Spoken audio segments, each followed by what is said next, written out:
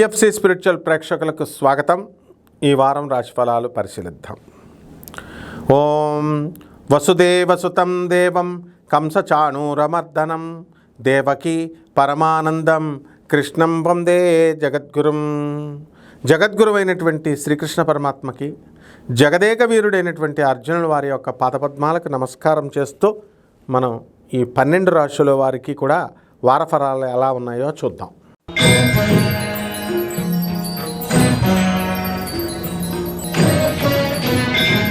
వృషభ రాశి.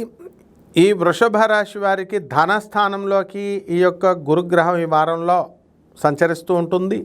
లాభంలో ఈ యొక్క శని శుక్ర గ్రహాలు, అలాగే రాజ్యస్థితికారకుడైనటువంటి రాజ్యస్థితిలో చక్కగా రాహు ఉండడము, మరి అర్ధాష్టమ కేతుగ్రహ ప్రభావాల వలన వీరందరికీ కూడా వృషభ రాశి వాళ్ళందరికీ కూడా కాస్త మానసిక అశాంతి ఉన్నప్పటికీ కూడా మీకు పనులన్నీ కూడా ముందుకు వెళ్తూ ఉంటాయి. వృత్తి, వ్యాపార, ఉద్యోగ విషయాల్లో చాలా జాగ్రత్తగా మీరు పనిచేయడం అనేటటువంటిది జరుగుతుంది. అలాగే ఈ యొక్క రాశి వారికి మహిళల వలన అనేకమైనటువంటి సమస్యలు రావడానికి అవకాశం ఉందని పదే పదే మనం చెప్పుకుంటూ వచ్చాం.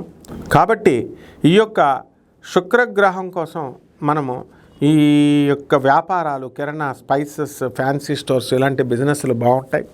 అలాగే నీరు, వాటర్ లెవెల్స్ ఎంతవరకు ఉన్నాయి, వాటర్ సంబంధమైనటువంటి ప్యూరిఫికేషన్స్ ఇలాంటి బిజినెస్లు కూడా బాగుంటాయి. బిల్డర్లకి ముఖ్యంగా వీళ్ళు బిల్డింగ్లు అమ్ముడవట్లేదని నేను బాధపడేటటువంటి వాళ్ళందరికీ కూడా వాళ్ళకి అమ్ముడవడానికే అవకాశాలు ఉన్నాయి.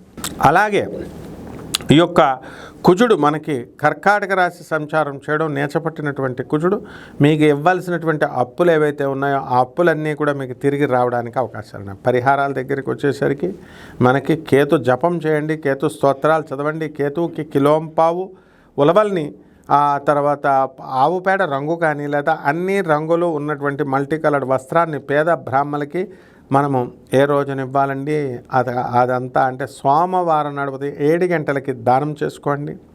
అలాగే దశమహావిద్యల్లో ఒకటైనటువంటి ఈ యొక్క ధూమావతి అమ్మవారి యొక్క హోమాన్ని మీ ఇళ్లల్లో జరిపించుకోండి. గరికగడ్డితో ఓం గణేశాయ నమః అంటూ మంత్రజపం మీ ఇళ్లలో చేసుకున్నట్లయితే బ్రహ్మాండంగా ఉంటుంది. ఈ వారం శుభమస్తు.